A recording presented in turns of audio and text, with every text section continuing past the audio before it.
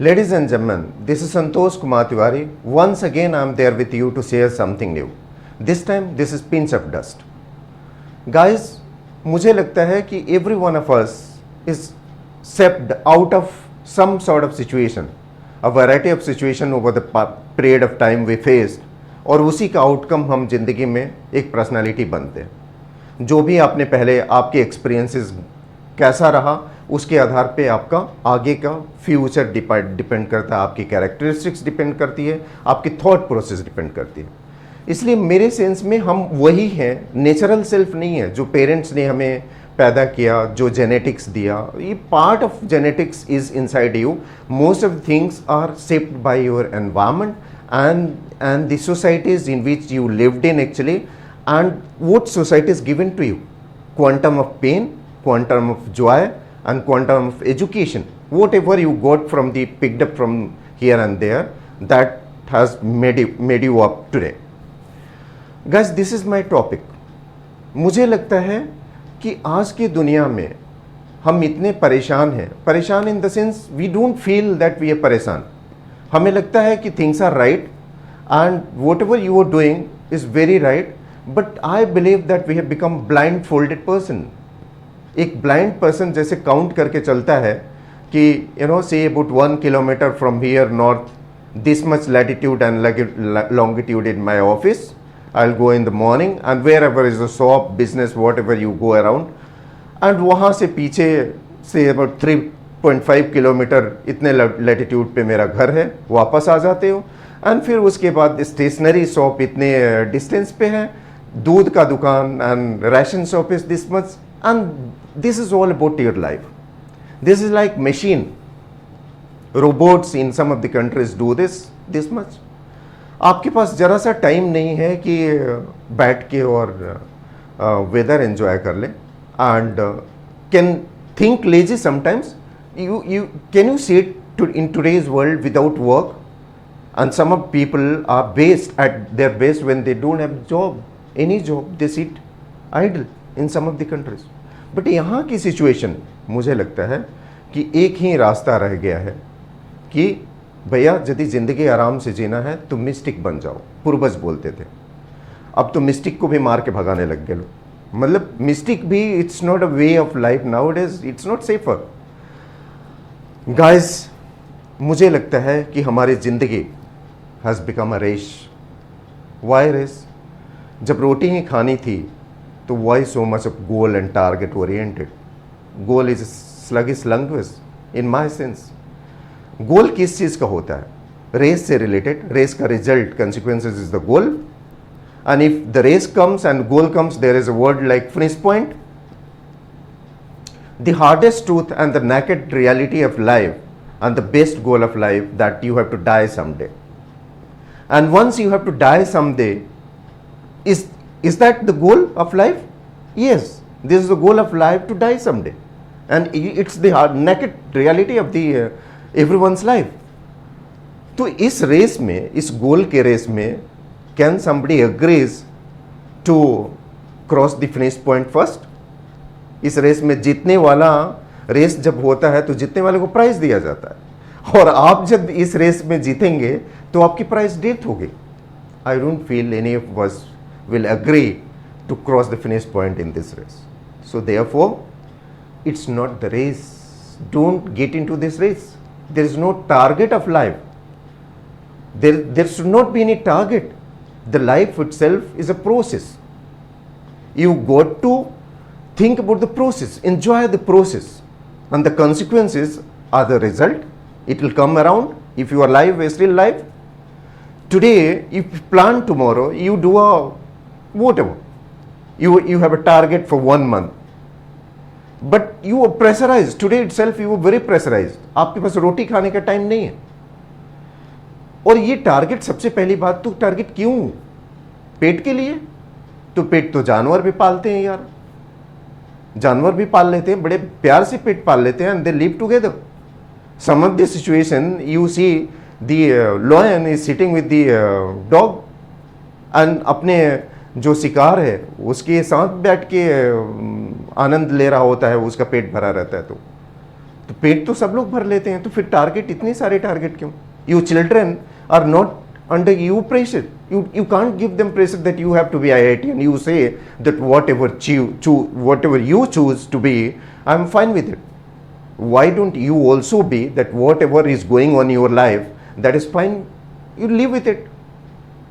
Now, एक मैं बात बताऊंगा कि किसी ने पाकिस्तान के साथ मैच था, and I heard in a news that someone is asking to someone that ये पाकिस्तान को किसी तरह से हराना है, कुछ भी करना पड़े।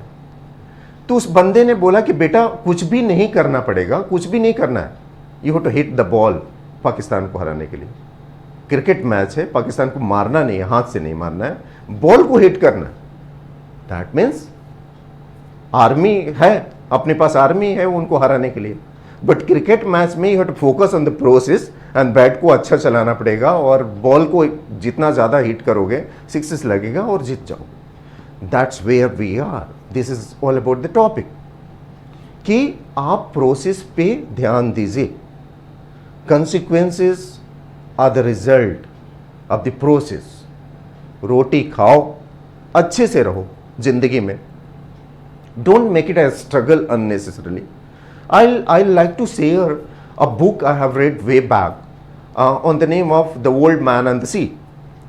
That was written in 1951 and the story is all about a old man going in a sea, middle of a Gulf stream to catch up a fish. उसका ये बुक जो है अर्नेस्ट हेमिंग्वे ने लिखा है और क्यूबा, सेंट्रल क्यूबा की कहानी है। ये मैं शेयर करना चाहूँगा। इस बुक में क्या होता है, 1951 में इसको लिखा गया था। 1952 में that book got a Pulitzer prize and 1953 में इसको नोबेल प्राइज मिला था। This is the good thing about the book.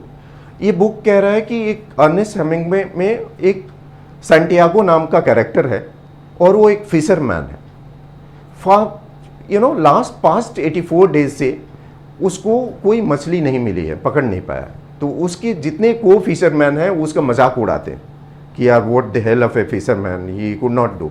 और एक मर्लिन नाम का, मनोलिन नाम का एक उसका शिष्य होता है, पीपल होता है, और वो उसके पास सीखने जाता है कि मैं he is the greatest master और इनसे सीखूंगा कि मछली कैसे पकड़ना है। डिस्पाइट द फैक्ट कि 84 डेज तक उसको कोई सक्सेस नहीं मिला है। उसके मैनोलिन के घर वाले, बच्चा था वो, every evening, despite of the fact that he is not having any success, Santiago doesn't succeed in catching up a single fish.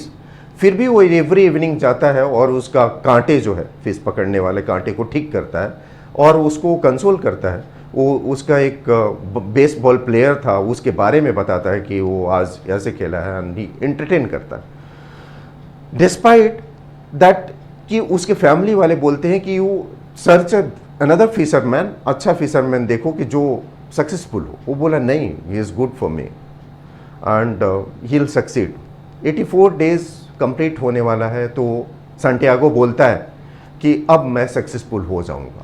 एक स्ट्रॉन्ग विल लाता है और he is an old person and the whole life he has been thinking about कि ये हो जाएगा, मैं fees पकड़ दूंगा तो अपने बच्चे को इसमें एडमिशन कराऊंगा, उसके बाद बच्चा अच्छा हो जाएगा, वो नौकरी करेगा तो मेरे को ये दे देगा, and that all kind of expectations. 85th days में वो जाता है अपना छोटा सा बोट लेके और जैसे ही मिडिल ऑफ द स्ट्रीम में जाता है, गल्फ स्ट्रीम में, तो उसको बड़ा सा एक marlin fish, marlin is a very big fish, lives in the sea. 94 kg का मर्लिन फिश वो पकड़ लेता है और since he was old man and he was having lack of energy, marlin fish उसको ड्राइव करके 2 रात तक खींच के लेके जाती है और फाइनली वो थक जाता है।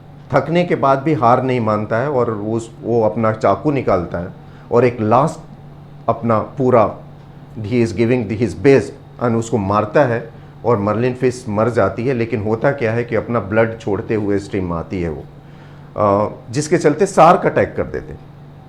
The story I would like to share in a very short to come to a conclusion. I will give you the reference of whatever I am saying. That वो शार्क ना in the 5 days time, वो 5 days में पूरा exhausted हो जाता है, but on the way he is thinking about कि blood निकलने लगा, शार्क उसको अटैक करते हैं और मर्लिन को फाइनली खाने लग जाते हैं। फिर भी वो सोचता है कि ये फिश 94-95 केजी की होगी, इसको सेल करूँगा, अपने बच्चों में लगाऊंगा, एक घर बना लूँगा, मैं बीवी के लिए ये खरीदूंगा and all that kind of expectation. सपने बुनता है वो रात में, जब उसको नींद लगने लग जाती है, शार्क से थोड़ा निजात पाता है तो। बट होता ये है कि 5 दिन के बाद उसमें कुछ नहीं बचता है, शार्क सारे खा जाते हैं और उसका स्केलेटन जो है 95 केजी का मर्लिन का स्केलेटन सी बैंक पे, रिवर सी बैंक पे आता है। किनारे आने के बाद जो स्केलेटन रह जाता है वो फिर अपने झोपड़ी में जाके, कॉटेज में जाके और गिर जाता है एंड बेहोश हो जाता है। This is how the story goes and this is how our life goes actually. On everyday basis, we are living in a hallucination. हमें आज के बारे में पता नहीं है, कल के लिए हम बड़ा सोचते हैं कि कल हमारा बेटर होगा। And again, this is result, process and the consequences. ये कभी बेटर नहीं होगा and what happens, we land up into the naked reality of our life and that is death. The whole life has been discontented in one form or the other. Sometimes our expectations are crippled by one kind of reason or the other kind of reason, but we compromise on a everyday basis. I don't mean that you should not compromise for the development. Development and adding up to something is the reality of the humankind. ये life का purpose होता है to add up to something. But at the same time, living life is also must, because आप इसके लिए आए हो. What is all about the life? You have lived for so many years. Think about it that actually have you lived ever? आपके दिमाग की कोई चीज़ें हुई है या नहीं हुई है?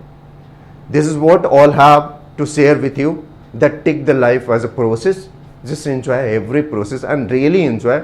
Don't make it a machine and don't be so orthodox and try and get the target and goal and achievements and all that kind of things. If you just focus on the process, the consequences will come. Consequences will be better if you do the better process, the better consequences, better result, and everything will take care of itself, and it's very natural. Ladies and gentlemen, thanks for watching. Thank you very much. Jai Hind.